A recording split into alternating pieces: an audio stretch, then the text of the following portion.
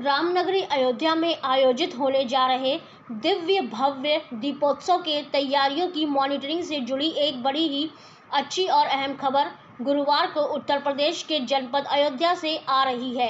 इसमें इन्हीं तैयारियों की हकीकत परखने को लेकर गुरुवार को मुख्यमंत्री योगी आदित्यनाथ के सलाहकार अवनीश अवस्थी और प्रमुख सचिव पर्यटन अयोध्या पहुंचे और जिले तथा मंडल के वरिष्ठ अधिकारियों के साथ बैठक कर दीपोत्सव के तैयारियों की हकीकत जानी।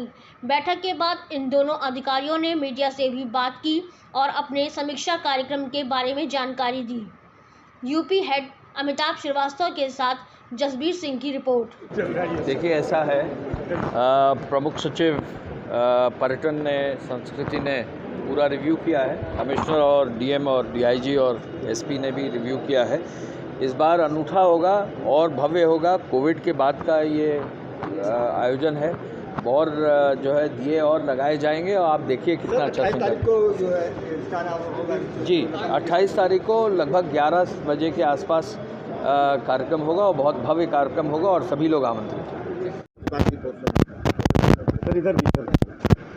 इस बार दीपोत्सव में एक पूरा जो रिकॉर्ड होता है और लगातार पिछले कई वर्षों से रिकॉर्ड बन रहा है, तो उसी को तोड़ते हुए हम एक नया रिकॉर्ड कायम करेंगे। इसके अलावा इसमें कई देशों की रामलीलाएं आ रही है और साथ ही साथ जो है देश के दूसरे प्रदेश की भी रामलीलाएं हम लोग इनवाइट कर रहे हैं, क्योंकि पिछले आप लोगों को सबको पता है कि कोविड की वजह से विदेशों से रामलीलाओं के आने में भी जो देश हैं वो अपनी अपनी रामलीलाएं भेजेंगे।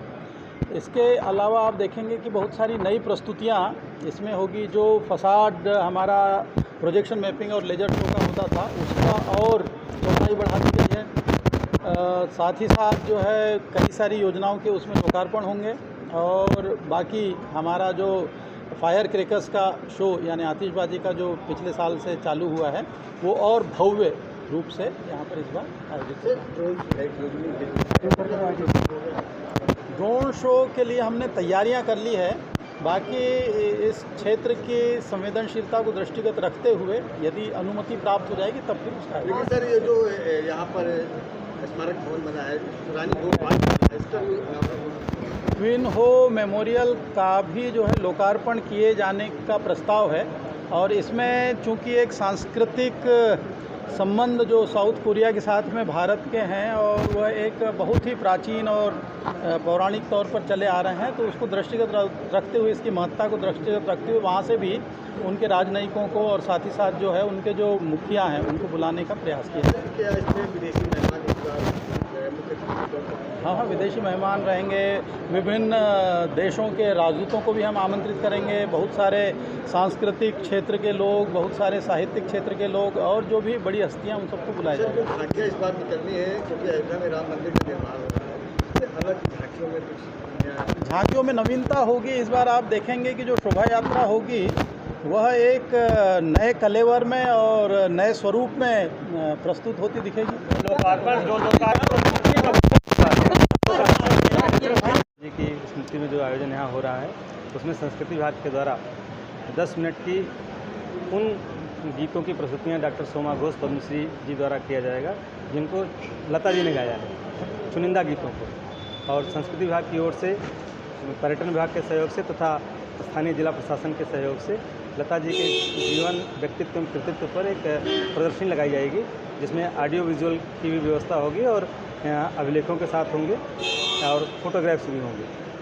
और उसी समय अयोध्या शोध संस्थान के द्वारा प्रकाशित इंसाइक्लोपीडिया ऑफ रामायण के 10 ग्रंथों का विमोचन और एक अयोध्या विशेषांक हमने निकाला है, जिसमें अयोध्या के इतिहास, संस्कृति और विरासत से संबंधित जानकारियाँ हैं, उस ग्रंथ का विमोचन होगा। इस तरह से कुल 11 ग्रंथों का विमोचन प्रस्तावित।